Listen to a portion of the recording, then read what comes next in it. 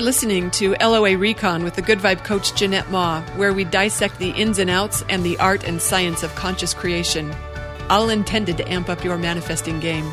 Let's have some fun together.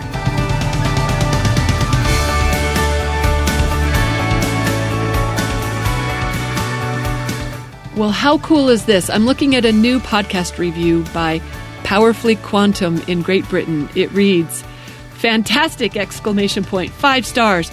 Jeanette is great. Fantastic energy, fantastic delivery, excellent podcast." That is just making my day. Thank you, Powerfully Quantum. I love your handle, by the way. I really appreciate that. Okay, so there was something I wanted to talk with you about today that we're all well familiar with, but it was still surprising me to see this principle in action yet again. I want to talk about how we know this. Resistance, it really is a magnet.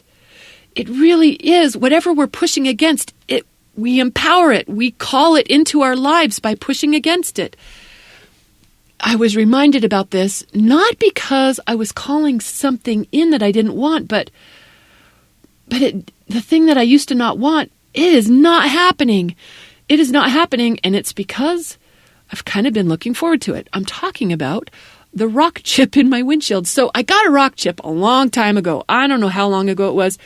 It was so long ago, it was probably probably 3 different boyfriends have commented to me. Okay, some of you might be thinking, 3 boyfriends in your life, that could be 3 weeks. No, I'm talking years here. It's been so long that the laws have changed in my state. They don't even require us to get inspections anymore. It's not safety. I don't have to worry about not passing it. But all right, so once upon a time, I got a rock chip at the top of my windshield. It was kind of in the middle, like right behind the rear view mirror. First, it was just a chip up. Very quickly, before I could go get it fixed, it turned into a crack. And this crack had a mind of its own. Boy, it wanted to go places, and it did. It went straight down to the bottom of the windshield, and then it split off, and it went in both of the other directions. It looks like an inverted T. It's a big crack. And it's situated such that I knew I would pass inspection. This is back when we had to get inspections. So I wasn't worried about failing inspection. I didn't have to have the windshield replaced right away for that. So I figured I'll wait until I get another chip, just to go really make it worthwhile. I've been waiting this long for my next chip. And those used to happen regularly. Don't they happen regularly to most of us? Or really, is it just me? I know for sure when I'm getting a new rock chip, it's after I have a new windshield replaced. I could count on one then. That's why I've been putting it off. I thought I'll get my rock chip quota up there and then I could get it replaced and not worry about it for a while, because it just seems like it happens pretty regularly. No, it is not happening regularly. It's been a long time, and I know why. It's because I stopped resisting it. I stopped resisting it because I was kind of looking forward to the next one as my excuse to go get my windshield replaced, to, make the whole hassle worthwhile, to go, you got to go find someone and take your car or whatever. So because I've been looking forward to this thing that I used to resist, it isn't happening. How do you like that? We know that this isn't a surprise to conscious creators, because we know that whatever we're pushing against, we're calling forward. We're calling it forth into our life. And when we can release that resistance, we're no longer a magnet for it. I've learned this same thing about many subjects in life, not just rock chips, but also, things like when you don't want a package to be late. The more you need it, the more you really don't want it to be late. Oh, you're going to push it well out into the future. At least I am. Or, oh, hello, cats peeing on furniture. Good Lord, that was one where I had a lot of practice on releasing resistance, also gaining weight. IRS audits, got some good practice releasing resistance there too. And, oh gosh, losing an animal even. Oh, I usually have a lot of resistance around that. 2021 gave me some good practice on how to not resist that anymore. Because once I got peaceful with these things, once I was willing to let it be okay that they happen, that's a gigantic vibrational improvement over not wanting the bad things to happen. I know a lot of people think if they stop pushing against it, that's when it comes for them, and it's the exact opposite. It's the pushing against it that calls it in. This is not a new concept to conscious creators, but it's still blowing my mind how long I've gone without a rock chip. Been driving around with this cracked windshield. It's kind of hard to see because, it goes right along the very bottom and straight down the middle. But still. And I know what everyone's wondering. I know you're wondering, how in the world do you make peace with cat pee? Or for that matter, wow, releasing resistance to euthanizing loved ones. I'm talking about our animals. Or to gaining weight, or to IRS audit. I'll say this, making peace, it's an art. How to let it be okay? That's a good skill for a conscious creator to have. But you know what? You do have this skill. You've done it before. You know how it goes. You've made peace with things. So if you just even thought back on where you've done that in your own life, you've got a great template on how to do that for whatever else you might be resisting. And yes, there's different ways to make peace. Sometimes the way we make peace is just by living through it, and then we realize, oh, okay, that wasn't that bad, or okay, I can handle this. Or sometimes we get ahead of it before it happens, and we can find better feeling thoughts around it so that it isn't something that we experience in our manifested life.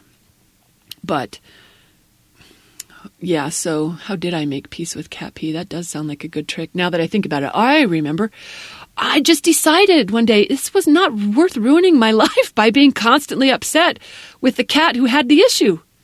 Because the cat pee isn't the problem. It's my response to the problem. Or it's my response. That's the problem. It's my vibration. It's not the situation. It's how I feel about it.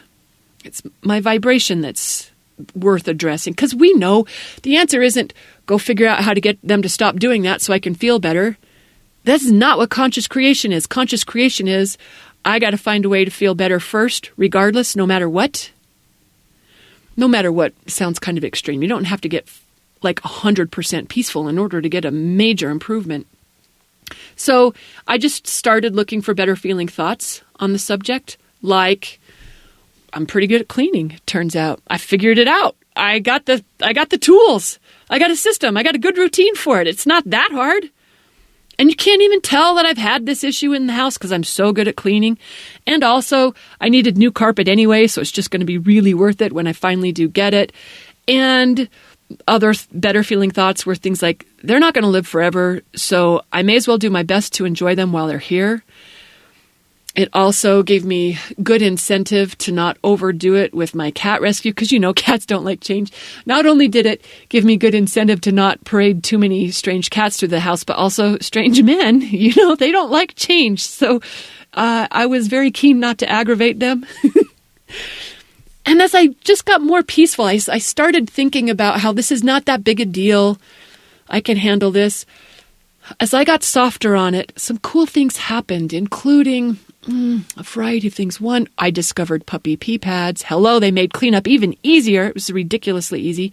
And a girlfriend gave me a waterproof blanket for Christmas.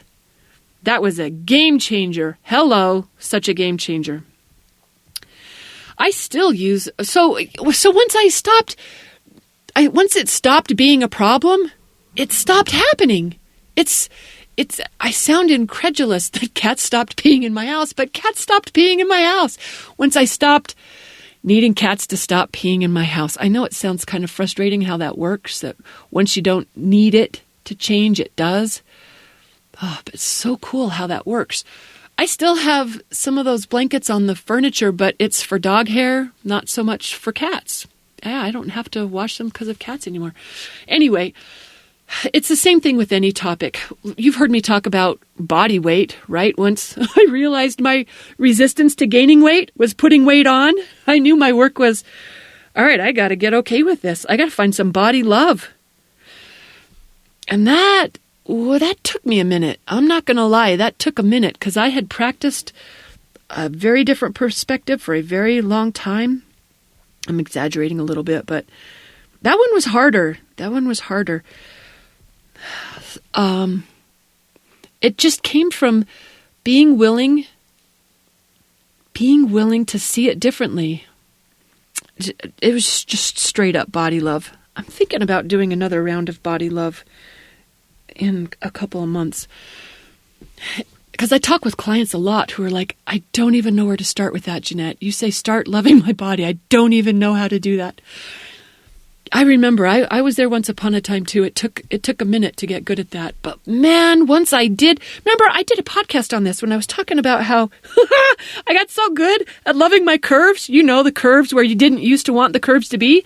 But I was just getting so good at loving my body, like even on the belly, even on the thighs, even I got so good at loving the curves, loving my body, no matter what she was doing, that one day I was in there lathering up and I was like, what is going on here? I had flat abs. It was straight. My roundness was gone. My first thought was, I was mad. I was like, I just got used to my round belly.